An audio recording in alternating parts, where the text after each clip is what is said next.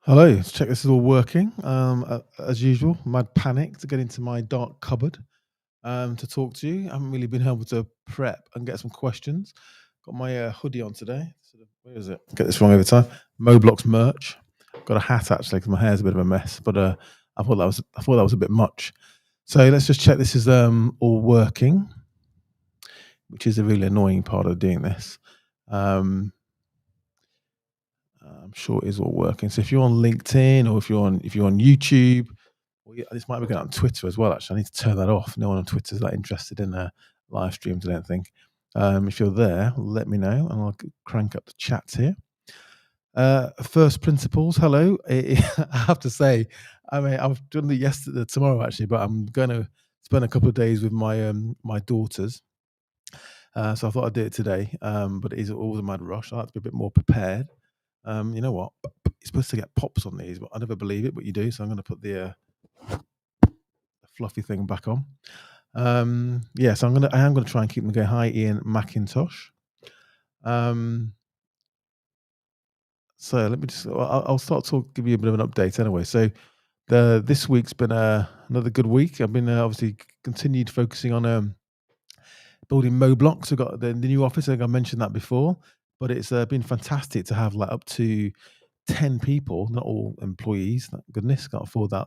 But I've got 10 people in the office, sort of working, interacting, and that's been really good. And I think the exciting development this week, apart from we're now got wireframes and we're starting to see the identity appear on the app and web designs, was that the building we're in actually is a partner of ours helping us to develop our content strategy, and they've got like a full studio. So I might be able to have my sort of my dark cupboard in a corner of a studio, and it's in the same building, which was we're kind of planning on working together.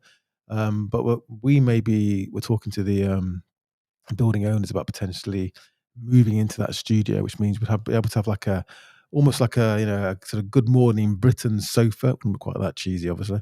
Like a podcast corner. May even be able to have like a podcast so that our customers and members, you can actually come in and use the facilities.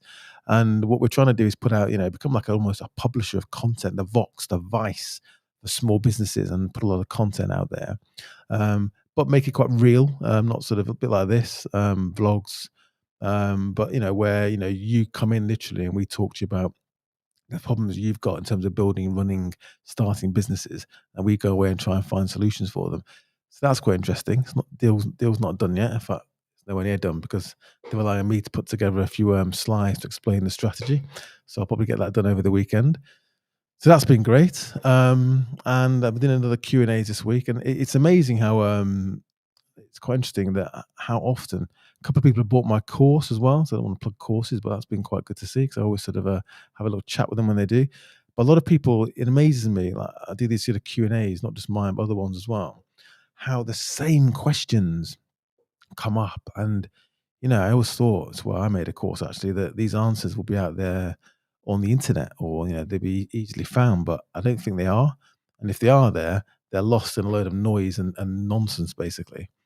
And I was sort of doing the video last week, talking about scaling up and really about how you leverage your. I'm not going to go over it again, but your income is your time times your price, and how do you leverage that up? How do you improve? How do you increase how much time you've got available by being more efficient? How do you, get your price right? You do some price discovery. Even if you're a one-man band, you should do it. LinkedIn user. I love the LinkedIn users. I don't even know how you do that. Hi, Piers. How would you describe your daily routine? We'll come back to that one. Hi, linked. Hello, Denise. I think Denise, you've been here before. Adam Booth. Not business related, but I love your camper van. Adam, you're welcome. So come anytime. I think I might do actually. I need to make a video of it. Well, the guy that made it actually, Tom, camper van conversions. Give him a escape camper van conversions. Give him a plug. He's I think he's got some content actually, but by the time I get around to doing it, it'll probably have 100,000 miles on it. So I will make a video about it, I think, and maybe we'll talk about that and about how I do want to use it, honestly, not just saying that, to actually get out there and meet people. I think the days of me being stuck in some property that I bought, hoping that at some point it goes up in value, I think they're over. So I don't actually own a property at the moment in terms of a house. I've got out of that just when they announced Brexit. So I am actually living in sort of various rented accommodation around the UK, or the van, which isn't rented because it's paid for. So the van is fantastic, and I'll come back to that. And that was a huge amount of work, by the way. I am sort of, I get into the detail. So Nicola and I, she did the sort of design, interior, but all the tech and the systems. I spent a lot of time, 3 months actually, researching that. It took 7 months to make it. Hi Haley, hi another LinkedIn user, collector's buddy, Ian. Right. So if you got some questions, fire them in. So the one question again this week, I was asked. I'll start with. So I tend to do was about advice. Where's the best place to seek advice from? And again, a lot of these questions that they're very generic, and it's very hard to make. It's got to be try and make it relevant to as many people as possible. But in small businesses, that can be a hard one. In large businesses, they pay people quite a lot of money. Even some startups, if you raise some money, you can afford, and people actually know what they're doing. They've got some experience. Consultants, you may have a board, you may have advisors, you may have non-execs. That's fantastic. But if you're a very small business and you can't really afford that kind of experience because it comes at a price, what do you do? And the point there, and I'll come back to it again about co-founders. In fact, I'm going to do that first. So someone said to me, I want to build a business. I need some help. I don't know everything I need to know, especially about running. I'm good at what I do, not running the business. I need a co-founder. And I was kind of saying, well, you need to stop for a moment actually and think very, very long and hard about finding and involving a co-founder. A co-founder is someone that really is they're there from the beginning. They're someone who starts a business. There's kind of a clue in the name: founder, co-founder. So if you think you've got a skills gap or you need some support, then but it's your kind of your baby, and you've taken it to the point where you think there's actually a real business opportunity there. Then yeah, if you've got someone that's got they really do bring something to the table, you really think you can work together for at least 10 years potentially to build any kind of business, even if it's a lifestyle business. It can take that long to really, really build a business with a strong foundation and a sort of a future. And you need to, spend a lot of time with them and understand them and make sure you can work together. And then you've got to then structure your marriage, I want to put it that way, carefully, so that if it doesn't quite work out, then you can separate as painlessly as possible. Because in business, just like in even in personal relationships, in business, when you put your a lot of personal risk into it, maybe a lot of money, time, effort, love, emotion, it can be just as painful as a personal breakup, perhaps even more. But just as likely to go legal as well. So when you think about co-found, just stop for a moment and think, what is it I actually want? Do I need skills? Do I need someone to augment my skills to fill the skills gaps that I've got, or give me some confidence, or do something I'm good at? I'm a techie, or I'm a creative. I'm not particularly good at selling or structure or finance. That's different. So that's more what I was talking about earlier: consultants, support, and try and find ways to afford those people, bring them in or reach out, but don't automatically bring in a co-founder and give away 20 to 50% of your business, especially if you haven't structured it properly so that if they leave, you can't get it back. I always give the example, and I may get these numbers wrong, but I think it was Simon Dixon, the founder of moneysupermarket.com. I think his co-founder essentially was a techie, and he was involved with business for, I don't know, 2, 3 years, whatever it was. And I think 10 years later, he had to pay him out of 120 million, some number like that. He hadn't been involved for a decade. So, and that's because there was no real structure there from the outset. So don't just go running into co-founder. Now, going back to the original point I was going to make is that, you know, absolutely you should seek support. One of the big issues about building a business, especially if you haven't done it before, even if you have done it before, I'm building a business, right? And I've done it before, sometimes successfully, some other times not. But I've got a huge number of people involved that know a lot more about what I'm trying to do, or some of what I'm trying to do, than I do. I've got the overall vision, and I'm trying to pull it all together and make it all work. And I can see how I can attack a market in a new way. But there's certain people that have spent their whole career just doing one vertical part of what I'm trying to do, whereas I try to sit across the top, sort of horizontally. Really, I've got a broader overview, and that's really important. So, by hook or by crook, go out there. Even if you're talking to your friends, family, even if you can't afford any support whatsoever, you know, join us here. Maybe go and look at some more credible online sources, but don't just sit there and think, I can't afford it, I can't get it, I'm just going to go soldering on, because eventually you're going to make a mistake, and those mistakes can be time consuming, painful, even fatal in some cases. So don't worry about formal involvement of third parties unless you can really can afford it. Even look for informal, but any kind of support, any kind of input from anyone you think that has credibly got some experience is helpful. Don't just go online, right, and buy some course off, or listen to somebody that's telling you that they've got this. I've got a nine-figure business, whatever they, however they put it. What people forget, between a six-figure and a nine-figure, that's 100x, even 1,000x. So it's a big difference. Don't listen to people unless you can actually look at their track record and they really do know what they're talking about. And they've got the scars. Someone that's kind of sailed through, made a lot of money, and never been through difficulties, in some cases, can't really help you if you're going through that difficult period. Success doesn't really mean you necessarily have the right experience. Right, I've got some questions now, so I'll stop waffling on. Um,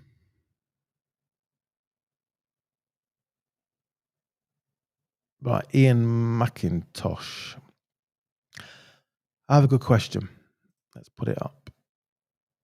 So, I have a good question. This is Ian from LinkedIn. What would your advice be on trying to recover from the COVID year as a business?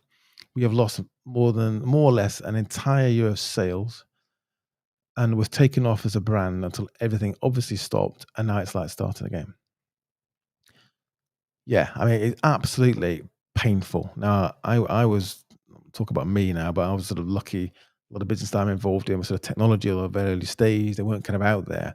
So a lot of people have suffered. I know people in hospitality that had, I mean, in and out of administration twice in some cases during COVID. So the good news is that you might be starting again actually, but the good news is that you're still here to keep going. There are a lot of people that aren't, and no matter how you put it, the the last 18 months, in a Darwinian fashion, would have kind of sorted some of the wheat from the chaff. So I don't know what market you're in exactly. I might go and have a nosy after this. But think of yourself that you almost have a clean slate. Now, I've said in a few of these chats before, is that don't just put your foot down blindly and hope this is it, we're going, because I'm not convinced that's the case. We've got winter coming. Keep some of your, to use an old adage that I've used before, keep some of your powder dry. Don't just throw everything onto red now and go, go, go. Just be careful about placing your bets and kind of emerging from this that's been disaster of a period carefully and cautiously, and have a plan. Go and look at my videos on my YouTube channel about, there's one about scaling up and growing your business and 5 factors. You don't have to, just look at the planning one, at least one of those videos. And I did another video on there called How to Survive and Thrive um, as a small business, which is basically about, through and post COVID.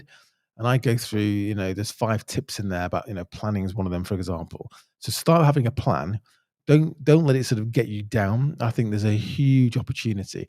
The generically, on a sort of macro view, the bounce back, the return to any kind of, sort of geo-economic or geopolitical importance in terms of the UK is going to be down to the economy being rebuilt, and that's going to be done by the likes of us. It's not going to be big businesses. They're contracting, they're hiring less people. And you probably saw, if you've signed up on moblocks.com, so let's just put that up there to give you a reminder. I do kind of a weekly email, it's a bit of my thoughts, bit of a small business news. And the last one I did in the last week was I mentioned that the economics figure, the economic numbers, reports have been pretty positive actually. I mean, I don't think we know yet until the end of the government support scheme, especially furlough. But in terms of employment and people and the number of jobs available, it looked pretty positive. Inflation, it hasn't gone where people thought it was going to, and employment's not where people thought it was going to be. So there's an opportunity. There's people have saved 150 billion, I think it is. The question is, are they going to spend it? So you or I or none of us really know where I look at it is the water level. We don't really know where it is yet. So until that's a bit clearer, just plan cautiously and carefully about how you emerge out of that. But I think you're in a strong position just to to be here. Look at that as a positive. And then you might be starting again, and you might have had your balance sheet might have been damaged, and your ability to invest your own money in there might have been damaged because you've been, supporting the business or supporting yourself actually because you didn't have an income for a period of time. And that's painful, but you are where you are. People always say to me, "Oh, entrepreneurs, you're going to see less." Entrepreneurs don't stop being entrepreneurs, or people building business. If you just run a business, you don't count yourself as an entrepreneur because it's raining or because there's been a global pandemic. They don't. So you need to brush yourself down, sit down, go through my sort of 5 factors how to grow your business. Maybe those videos and one. So I'll go through them. One, to have a plan. So reset, look at the market again, look at your customers, look what you thought it was going to be, make sure it's the same, make sure nothing's changed, that you're not off track or off target, and make a plan. How do you get from A to B? Your A might be different in terms of where you are now, and your B might be different in terms of your target customer, the size of the market, what your product needs to do. The world's become more digital in the last 2 years. Think about that and have a plan and reset. Then operationally, are your operations? That's number two. Are your operations in the right state? Are you geared up? Are you ready to grow? Do the operations you've put in place, small or large, do they reflect and support the business you now want to build, given the plan that you've just put together? Technology is another huge one. Number three, technology. We've seen 10 years of growth in terms of online e-commerce in a year. So think about technology. How do you access customers in new ways? Go for your management accounts. I always say this. Go for your management accounts. How can you reduce costs? How can you take out costs? How can you automate things so you're not, doing stuff that doesn't add any value, and you can focus on adding in value. Finance, that's been a very difficult one now, and now the bounce back loans and other loan schemes expecting you to start making repayments. They can be 200 to sort of £600, depending how you've structured it, even more. So think about, your financing, and be very, very careful about, as I said before, putting all your chips onto black, hoping that, things are going to take off, and they don't, and things are slower, and then you run out of cash. So no matter how good your business is, how good your plan is, how much technology you've got, you run out of money, it's all over. And then the other one's people. Look at the people you've got. Are they the right people now to execute that plan, that new plan, and to support the operational plan you've put in place? And if not, and the world's changed, then you need to make some changes there as well. So it can be a very, very difficult period, but don't just continue. I don't know what sector you're in. It could be, this varies massively, each one of those, depending on what you're doing. Don't just go soldering on, expecting the world to be the world it was in 2019. We are not going back to that. So I think it's hard work, it's painful, but the positives is that there's still a huge amount of opportunity out there. It's just making sure that you're still aligned with it. Hope that was helpful. Ali Hussein, again LinkedIn. Hi, is there any grant funding for the unemployed to start a business?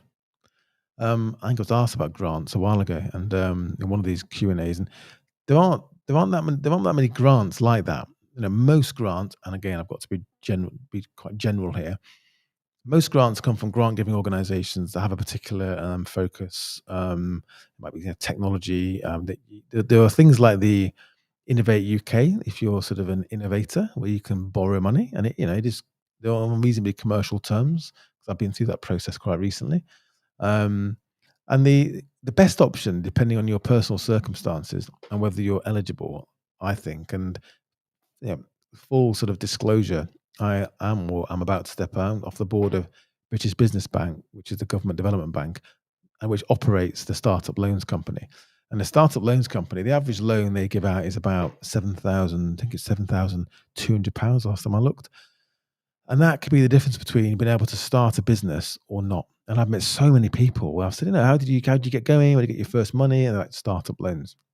So you don't just tip up there and they hand you an envelope full of cash through a letterbox. You have to actually go through a process, and they help you look at your plan. You get almost mentored, and they help you write a business plan, that they kind of buy into to some extent as well. It's a personal loan, so it's you, not the business, and then you invest that in the business as you see fit.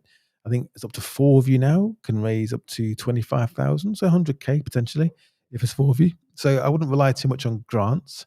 Look at the last Q&A about my points on that.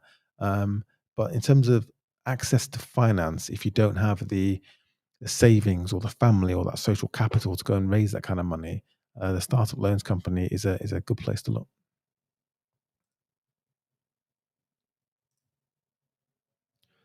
Just scrolling down here. Let's take one from YouTube. First principles. I am currently developing a minimal viable product. You hear this phrase MVP. That's what it stands for a software project. Planning to launch with minimal features for selected customers in a niche consumer market. Do you have any tips? So people always call me. I'm always going to be honest with you guys. Is people call me this as a tech entrepreneur, and I haven't been that much of one really. I've invested in lots of tech companies and done quite well out of that. But a lot of the technology that I've been involved in was kind of enterprise tech and integrating it like a systems integrator and selling that solution, hosting things like that. Whereas now I'm very much involved in doing exactly this. So I think this MVP, and there's lots of books you can go and read about, MVP, lean startups if you're interested. You've got to be careful about an MVP and just throwing it around. So yes, you need to, and the typical model that these books talk about is, finding product market fit. So what used to happen is people used to go in the bottom of their garden, they'd invent a product or service in the white coat. They think, Eureka, this is going to be amazing. They'd run out of their shed, try and sell it online or on the high street, wherever they were trying to sell it. And despite them believing that this was the best thing since sliced bread, um, the world and the commerce told them, which is pretty harsh, pretty brutal, that the world's just not interested and the world doesn't need it. So the model now is to iterate, is to go out. So say you think this is the product, that's the market, and you want them to connect. Let's get nearer to this mic. You want them to connect. Uh, the idea is to put as little resource into finding out what your target customers actually want or think they want as possible. So you can go to one extreme where you go and talk to them with a prototype, a drawing, a clickable prototype, some wireframes, and say, "Look, if I think you've got a problem, this is what it is, and you've got to get out of your shed, out of your house, out of your flipping bedroom, wherever you are, your little office, and go and talk to your target customers. Because if you don't, you're never going to understand how you're going to solve this problem you think they have. They might even not have the problem that you think they have. So, or the world's moved on the last 2 years. So go and talk to them and say, look, if I was to do this, would you buy it? And then we talk about pricing separately. And the point then is you sort of put something together which does the minimum, and then they try it, and they say, "I don't like that. That doesn't work." You don't get the traction you're expecting, and then very quickly you start to iterate, and you start to change things, A/B test, and ask them again, and put it out again, and see if they buy it. Market it again, and over time, hopefully, the idea is that you understand the market ideally, and your product begins to resonate with them, and they begin to purchase it, and they begin to purchase it in a way where you can generate a positive return on your marketing spend. And then if you can show, you go back to these stats like lifetime value, LTV, and your customer acquisition cost, your CAC. If your customer acquisition cost is less than, 3, 4, ideally, minimum, times your lifetime value is about 3 at least, but ideally 4 times plus your acquisition cost, then you've got a business. Now, in a recurring revenue business, you then want to make sure that obviously you can keep them, retention. That's another question and answer session. Um, and then you keep going, but you keep iterating. But the point is there, what you haven't done is then taken all of your resources, your time, energy, money, thrown it at this problem, created a product that the world doesn't want. What you've done is tried it, tested it. And the beauty of this is that you might find that it's never going to work. And then you either pivot or you try something else, or perhaps talking to the wrong target customer. So you start to move the bottom factor as opposed to the top factor of the product. And you just keep going.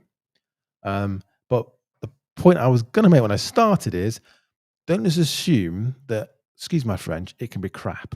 So that's not the point. The point is that you're trying to find in the most succinct, direct way as possible, how do I solve your problem? Does this do it? It might not do it with all the bells and whistles, but the customer can see, actually, yeah, I can see how I'd buy this and how I'd continue buying this if it's a recurring revenue business, because it does actually add value to my life. or if it's B2B, it adds value to that business. So I'd go and read the literature on that because there's a huge amount of it. Um, and it is the way forwards, but you do need to add some value. It can't just be super basic just for the sake of it. Shout out to Rob Neal, OBE.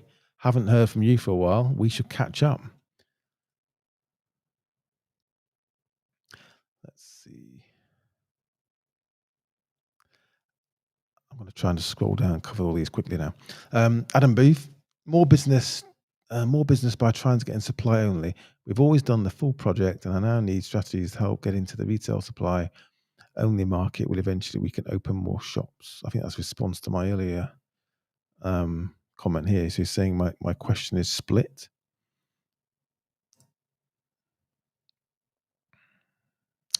How do I get into the retail supply only market? I don't quite understand your question, which we can open more shops. Well, the first thing is I'll be very careful about opening shops.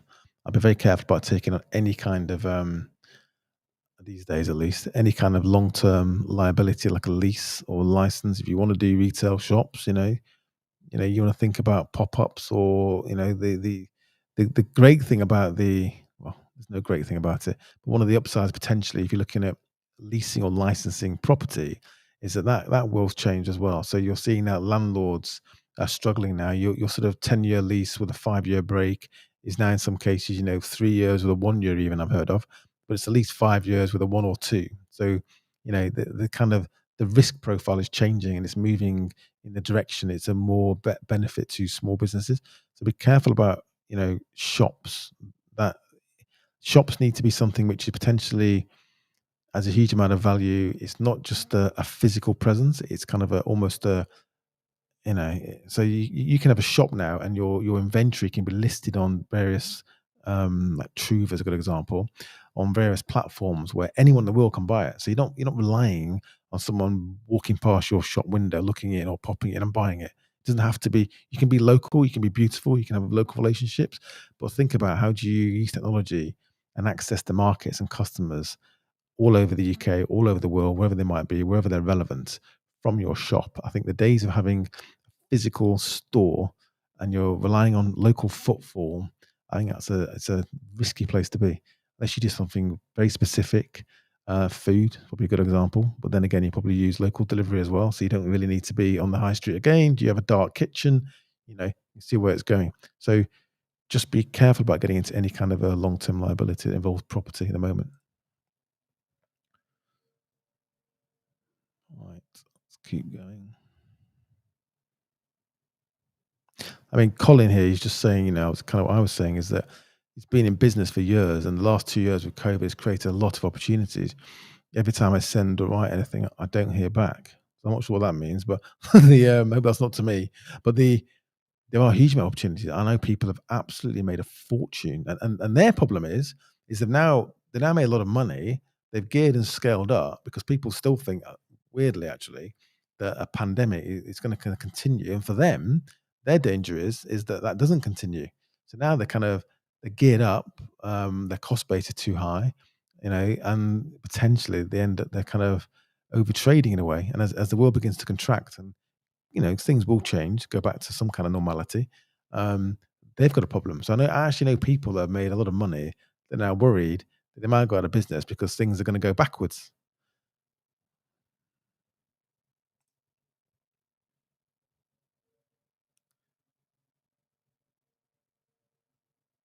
So looking at the question there, collector's buddy. You have to rephrase that one. I don't quite get it. The one about is there a bridge? Haley, Haley Hudson. Piers question. LinkedIn. My target market for my business is large. TAM, total addressable market. Great. That's what you want. Would you suggest marketing it more locally or just going full whack globally from the beginning? Um, it's difficult. It depends on what your product or service is. So again, going back to the earlier question about the MVP. So you almost want to be, if your product it's been tried and tested, you've got customers and it works and you know what the margin is, and you can probably scale it by through just digitally essentially online. then and it works anywhere. Software as a service is a great example, depending on the language. Um, you can go global pretty quickly, and people do. Um, but I would only say that if that's not the case, be careful before pushing the button on scaling. So normally, what happens if you look at venture-backed businesses, what normally happens is they've got this sort of basic product, the MVP. They've tweaked it, iterated it, gone to market. They've marketed in different ways. They've A/B tested it. They've tried different things, different go-to-market strategies, and then they've realized actually, okay, that there is a market for this product. We've done their price discovery, and they realize, okay, there's a market for the product, and our target customers are willing to pay a sum of money for this product or service that enables us to make a margin on which we can build a business. Fantastic. They then work out, actually, if I spend this much money on marketing, I'm getting a positive ROI. So that's the LTV acquisition cost, lifetime value versus acquisition cost ratio. It's positive. It works. Then you can scale. And then it's a question about how do you scale? And that's when venture capital, especially kind of a software as a service, they often look at that formula, look at your sort of your growth. Have you got a moat, for example, so people can't replicate it easily? But then they're looking at quite simple formulas like that about scale. So my only counsel I give you is before you literally, push the big red button on your scale dashboard, is make sure that you've got your ducks in a row, and make sure that you're not going to, blow up the mothership, the core business, perhaps, the core market that's making money, that may be funding this.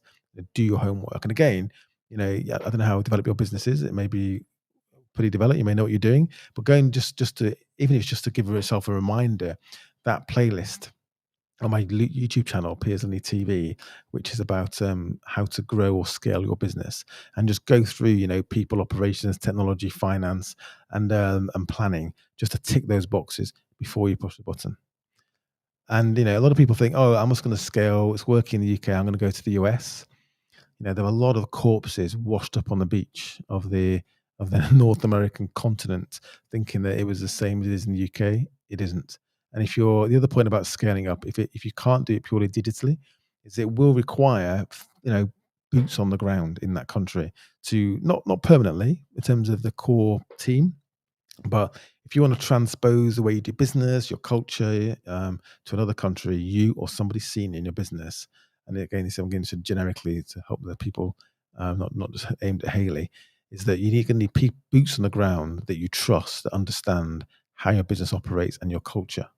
Otherwise, it's very, very hard to sort of transpose all of that to a new territory. You need to stay there forever. You train somebody up, and you can manage it. But initially, typically, you need to think about doing that.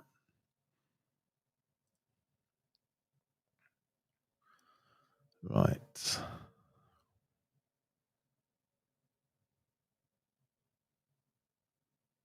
Just reading.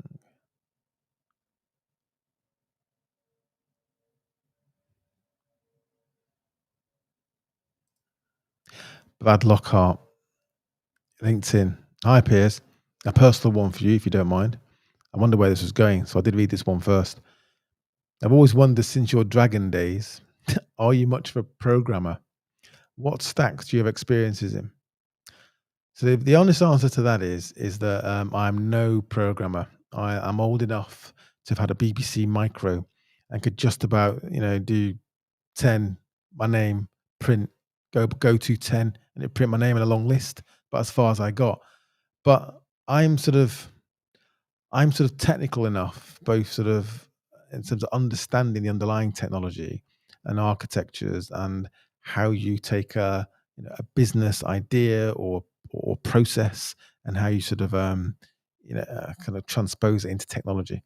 And I've done both systems, platforms, cloud technology, all the way through to now it's developing actually software, and sat on the boards of quite a few businesses. So I like to know enough so that I understand what my team or the people that work with me are doing.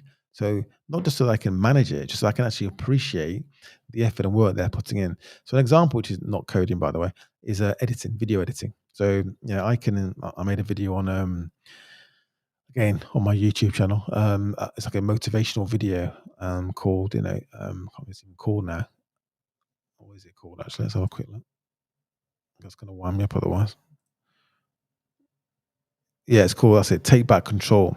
So I edited that soup to nuts. I'm not particularly clever editing. There's no like nothing particularly flash in it, but I like to learn how to do these things. So now, when I'm sort of building Moblocks of the business, and I've got a lot of people going to be doing video editing, I understand the process. I understand what it is they're going through, and I can appreciate actually what they're doing. So I like to know enough, also, so that in some cases people can't pull a fast one, which is quite important too. But I'm no programmer. Um, I don't pretend to be, but I can manage a technology project. Even then, I tend to hire people who are better doing that than me as well. So, because that's not a good use of my time in most cases. Project managers or CTO, we've got, it's in Moblox, for example, we've got senior developers, and someone sort of systems architects as well. So a lot of people that I can sort of say, here's the vision, that's what we want to do, and they'll kind of go away and do it and come back to me, and then we'll have lots of conversations about, is that right, and does it work, and that's what they're good at. Um, you can't do everything.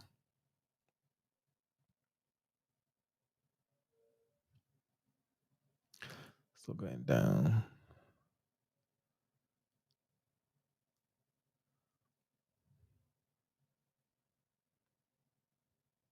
Ali Hussein, LinkedIn. Is it better to take a bank loan as a company or sole trader? Is there much difference? So unless you've put a message before that comparing that against something, I'm not sure what you're comparing it to. Can't see one. Quickly scrolling. So here we go. Ali. He's asked a question about the grants. So yeah, just to follow up on that. So so the point people forget often is if you're building a business, people often say, I need to grow. I can't grow at the pace I need to grow, or I can't make the investment I need in the platform, the product, whatever it is. It can be anything, physical or not, or digital. Is how do I fund it? And you can't automatically assume that equity, that's people buying shares in your company, is going to be available. And the main point about that is that um, you need to understand that if someone's investing, buying shares in your business and owns part of your business, the way in which that investor usually gets a return, especially kind of a sort of a material return, they can wait for years. You can pay them dividends essentially.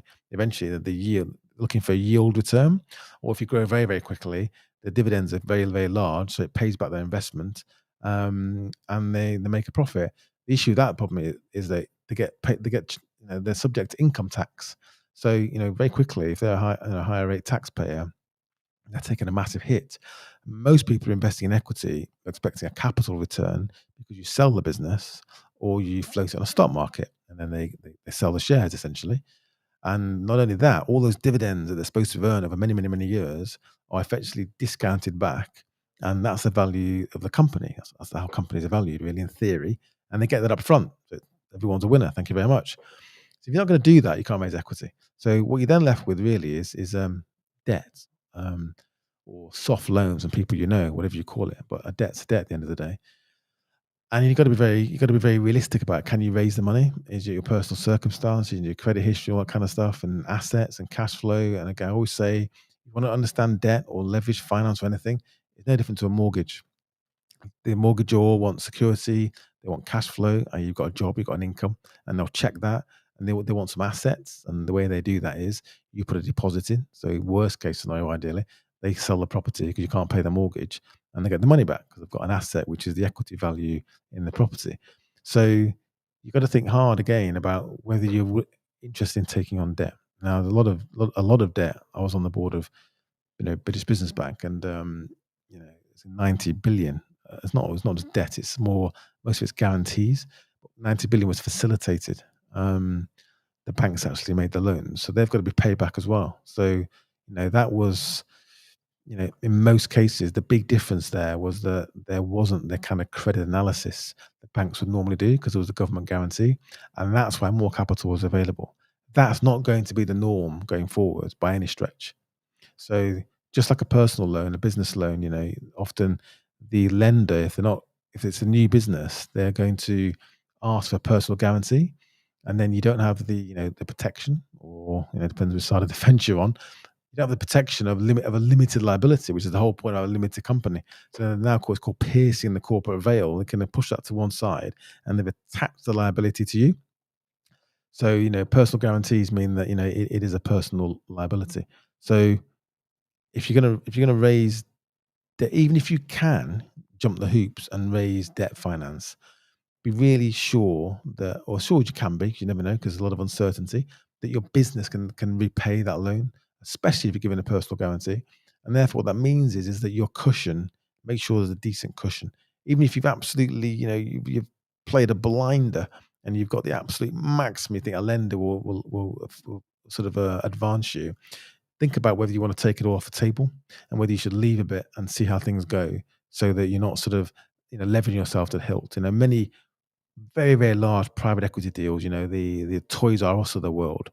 That's just a bigger version of that. They've just taken on a huge amount of debt finance that they've got to service, haven't been able to reinvest back in the business. The business begins to decline, so they're making less money to service the debt, so they can't reinvest back in the business. So the business declines. You know where this is going, and it ends up, being boarded up.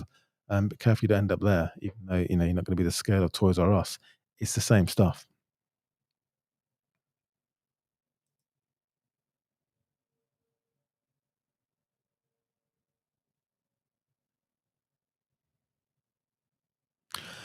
Yeah, this is the other thing about, this is one from first principles again, was just following on from the earlier question about, the Y Combinator's, a fantastic organization, lots of great success stories there that you can read about if you choose to. But when you talk about small business, and I get this a lot, is this the media loves startups, and they love technology startups because you can become the next Facebook. Now, that's typically not what small businesses are about. There are now 6 million. It's gone up by about a couple of 100,000 over the last 2 years, believe it or not. That's in more businesses now than there were 2, 3 years ago. Most small businesses, 75% of them are sole traders. Yeah, 75% ish. 99% have less than 50 employees. Like 94%, I think, are less than 10 employees, something ridiculous like that. So, the vast majority of, tech startups, all these kind of companies, your biotechs, extremely important in terms of deep tech, extremely important for the future relevance of the UK. And the innovation is extremely important. Most small businesses are not tech startups. And the conversation often, when people are talking to small business owners or doing things I'm doing now, it's very easy to get lost in, tech and MVPs and startups and venture capital. Most small businesses are never going to raise any money whatsoever, apart from maybe family and friends. And if they get any kind of scale, they've got some cash flow, maybe the bank. That's it. They're not going to go and raise, £400 million from some West Coast VC fund. Not interested, never crossed their mind. And they're not suitable for it anyway. So you're right. You've got to make sure that if you're sort of, if your business, if your vision isn't to go through multiple rounds of external finance, and the problem with that is that you get on a rail track, so that the first investor puts some money in, they want to see a return and some uplift in the valuation. The next people put the money in, and that's great until the music stops. And I've been there. And if the music stops, and that there isn't a chair to sit on, then you're out of business. So building a profitable business where that you can reinvest the profit over a long period of time is a great business model. And there's a great example of that, and it's called Amazon. So, that's how Jeff got to where he is.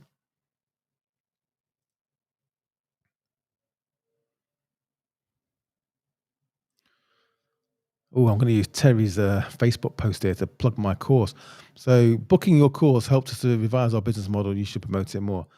I, I should do. You're right. Yeah. So it's 76 lessons, 10.5 hours. And the idea is that, it's not going to have all the answers, but if you went through most of that, you're going to save multiple amounts of money in terms of what it charges for. And in these videos, I always put a discount as well.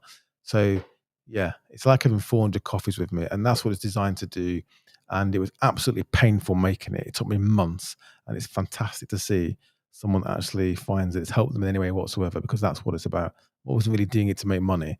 I was doing it because I was frustrated that people couldn't get these answers from somewhere.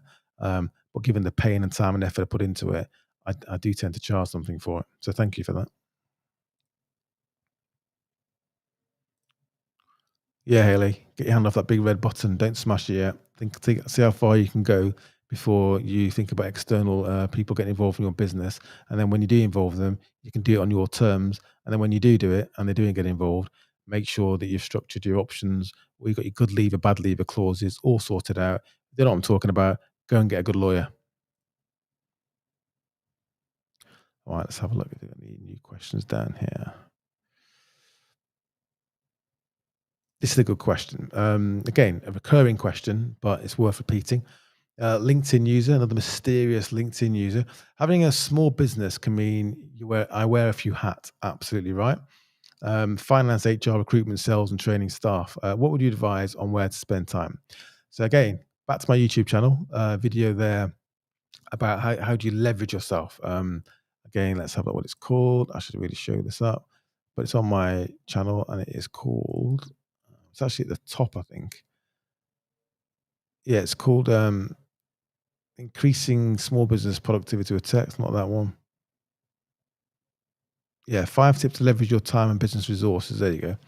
So, yeah, so 5 tips to leverage your time and business resources. Go and have a look at that on my YouTube channel. And the point I make there is that you have to be really honest with yourself about what you're good at. And it might be finance and it might be HR, but a small business that's not going to add a huge amount of value. It might be sales and marketing or training staff, which is super important. But the founder, the person that started the business, even if it was like decades ago, what you tend to be very, very good at, ideally, is understanding your product, your service, um, delivering that product or service. So you could actually have a team that delivers it, but you're very, very good at understanding how it adds values to customers and evolving the product. But normally it's that, but it's also delivering it. And then it's sales and marketing and training staff as well. Now, sales and marketing are not the same thing. Sales is a profession. It's a skill people can learn. Some people are good at it. Some people aren't. You can train people. There's lots of different training programs and lots of IP out there about different sort of training strategies and lots of sales trainers as well. And it actually does work, but it only works if you find the right people who actually take it on board and have the aptitude to be a salesperson, because not everyone is, and not everyone's very good at it. And then a salesperson carries a number. So if your business, you've got someone with sales in the job title, they don't carry a number, you need to go and have a chat with them and change that. Marketing is different. It's increasingly a science. It's a data-driven science, especially now it's digital. And even when it's not a science, there's a lot of well, it was a science, sorry. Even adverts on a bus stop, it just wasn't as scientific or as accurate. Whereas now you can in real time see exactly what the return on investment of your marketing is. So that might be something you're useless at, you're not interested in, you just want to sit in a corner and develop your product or talk to customers or even support customers. You're kind of post sales, after sales. So find out what you're very good at and then work out how you get someone else to do the other stuff. And ideally you focus on where you add the most value for your customers. And that's what I say in my video. Now, finding other people often think, "Oh, no, it's gonna be too expensive." But actually, when you work out how much time you're spending on the mundane, the stuff that's not adding a huge amount of value, and you actually calculate the value of that and the cost of it, you'll quickly realize that you may be able to get somebody else in to do some of that. It might not be full time, it might be as a contractor, it might be someone in the Philippines, on a site like Five, whatever it might be. But think about it and think about how you absolutely maximize the time you've got to add the most value, because that's what's going to increase your profits or your income.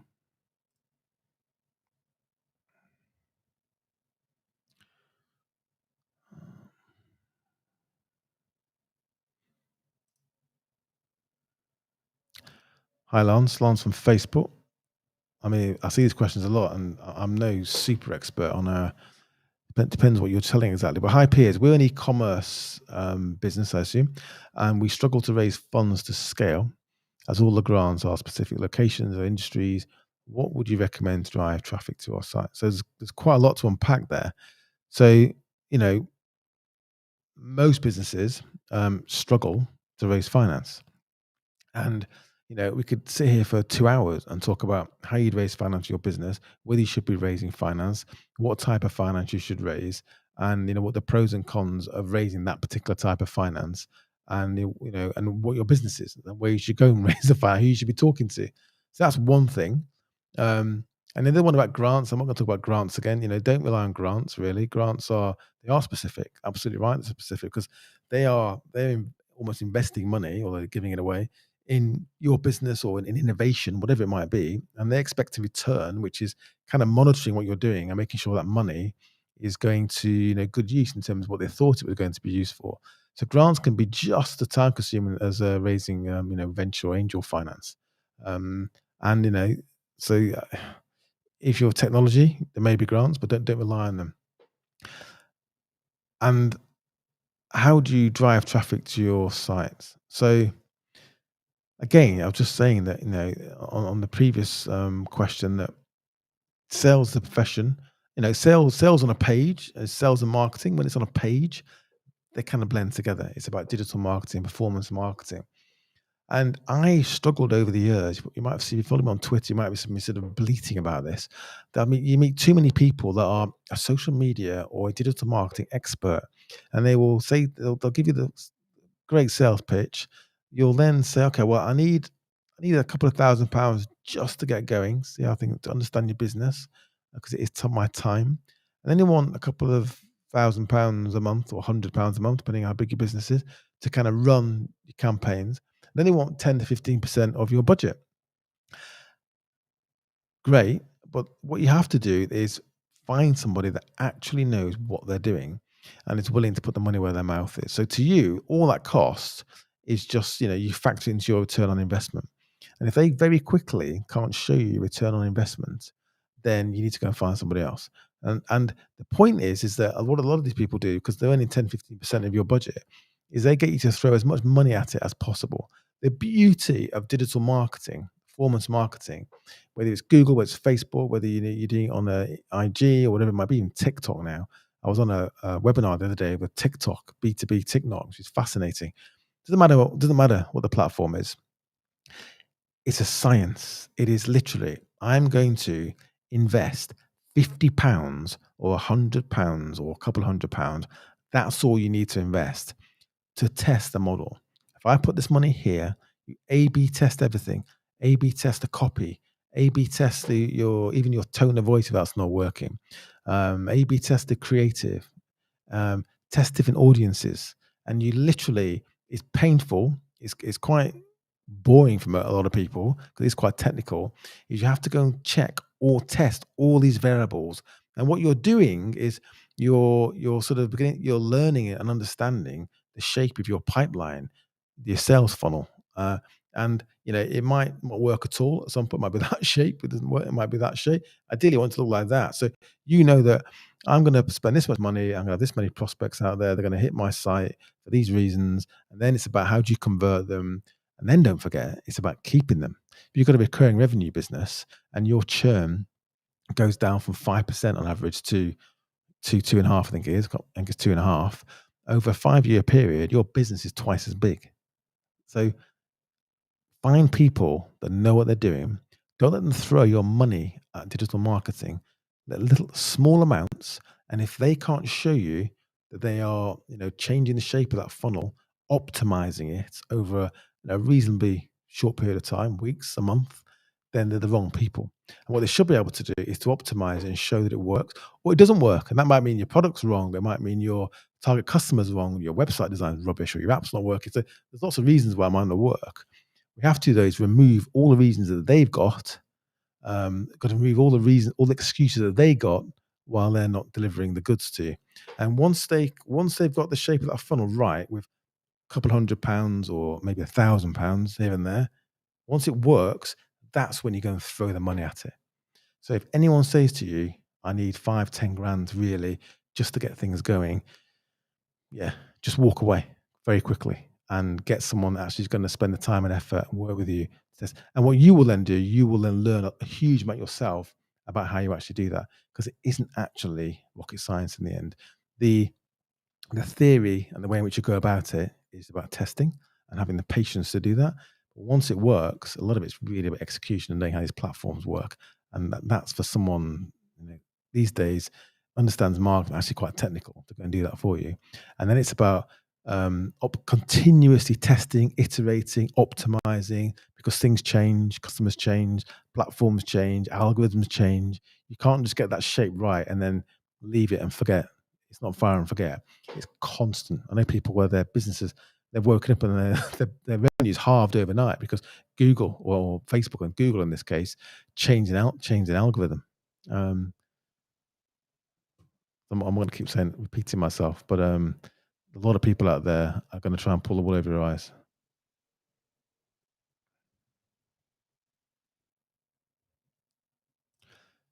Piotr, hello. So, how can small business owners, work out their marketing budget? Um, so there's two sides to this coin, really. One is what can you afford, I suppose, and therefore, and then going back to the previous answer, the previous question is based on the budget that I've got. How do I absolutely rinse the return on that investment? How do I optimize my sales process? I don't care whether it's on a web page, in an app, on Instagram, or you're sending around some salesperson in a BMW to go and flog some B2B product or service to a larger business. Doesn't matter. An enterprise sale with an 18-month sales cycle. It's about how do I rinse the most value out of that marketing budget. So that's the first thing, really. And that's about optimizing it and getting the right people and making sure your salespeople can actually sell. Be surprised how many salespeople just don't sell. They're very good at selling themselves to get a job. And I'm not getting down on salespeople now. There are some amazing salespeople who will actually change your life. And when you find those people, you hang on to them for dear life. A lot of people don't. So make sure your machine is working. But then when you've optimized it and you understand the return on investment, then you can start to understand, well, okay, how do I then? So if I know if I'm going to invest a pound and I get four back, how do I fund lots of pounds? And that's when you can get into, and this is where it gets really interesting these days, especially in recurring revenue businesses where there are now things like pipe.com, Clearco, um, and these are businesses that are willing to, so they literally, they're slightly different. They literally plug into, imagine they plug into your digital marketing platform and they plug into your bank account. So they can see a pound going out into digital marketing and four coming in. And if you can connect those dots, they will fund the marketing because why wouldn't they? Because it's coming back in, they're getting paid. They're kind of they've got absolute clarity on the data and access to all the data they need, and that is changing the game. That means that it's not actually debt. Pipe.com is not debt, and certainly balance sheet. It doesn't mean you need to raise equity and get diluted.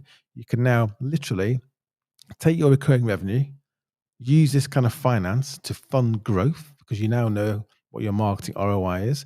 Your business grows, so your MRR, your recurring revenue goes up. You then take some more of that, use that to fund more money to grow your recurring revenue. And you can see where I'm going with this. You can literally fund a growth machine.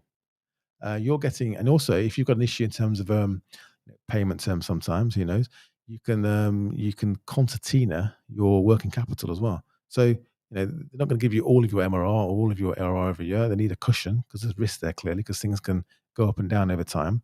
But we're now getting into a time now where your ability to finance your business in new ways means you don't need to rely on these sources. So, and the point I'm making, Piotr, sorry, is that if that works, your marketing budget's unlimited. Think about that for a minute. Where are we? Oh, I've been here for an hour already. Can't believe it. Right, is anyone I've missed? Let's have a quick scroll down here. There's a couple of questions. Um,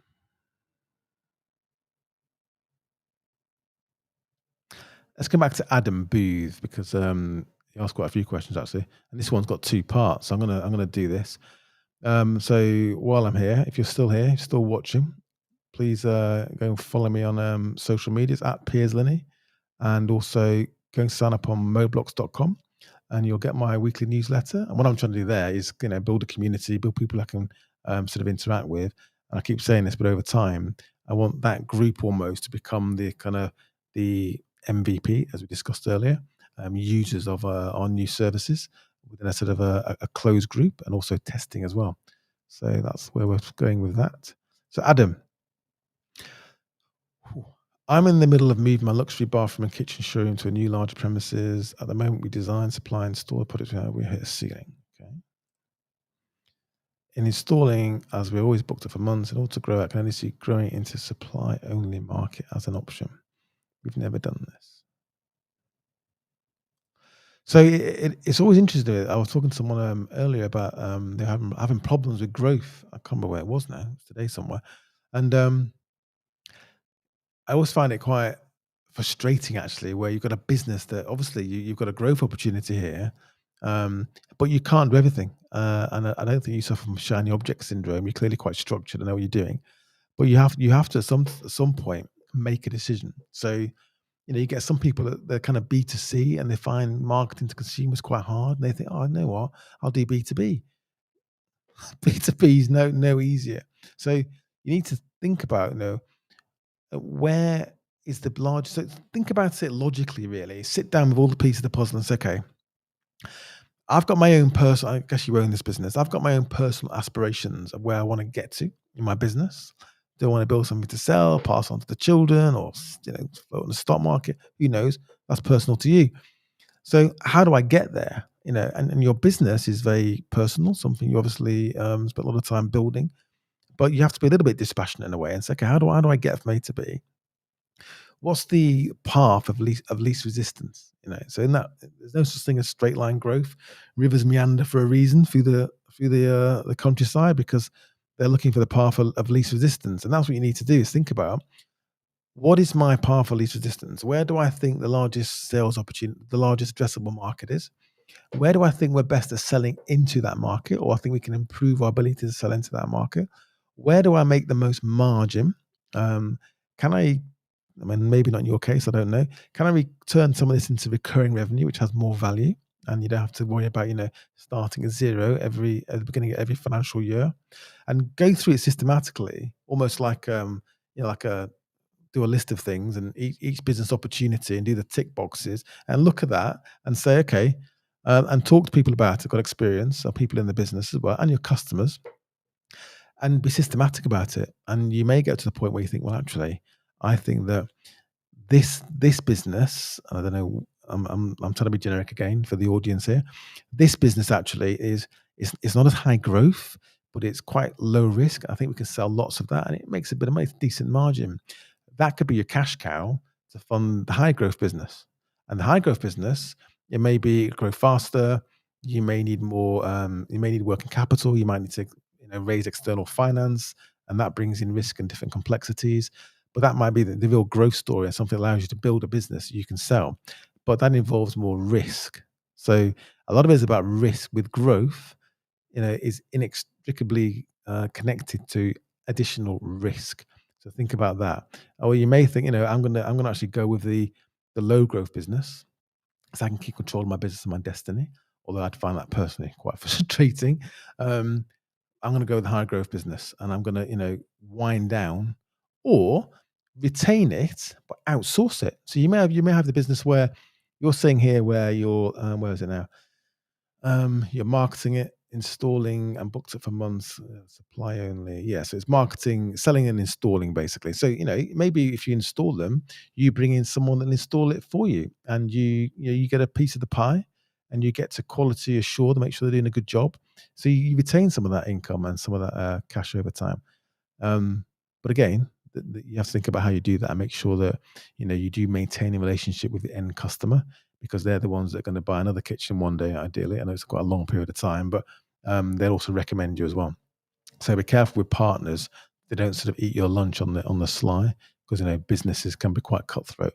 So I mean, I've given you a few ideas there to go away and think about, how you would approach that.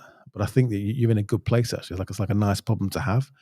Um, and if it's something you're struggling to make a decision, get people involved that have been through this, both businesses, and make sure you really do understand the opportunity. The other thing to do is to split the business. So you have one business or divisions even, but even legally businesses.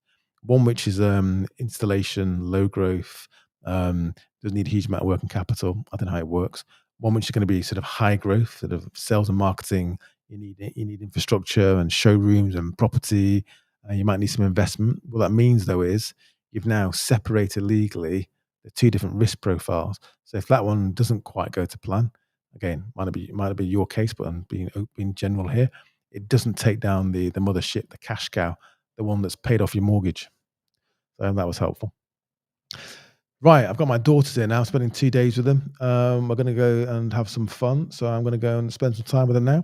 We've been an hour. I hope that was helpful. I should be here again next week. I might be doing this from the office. I might be in my dark cupboard. But thank you all for joining. Again, please do go and sign up on moblogs.com.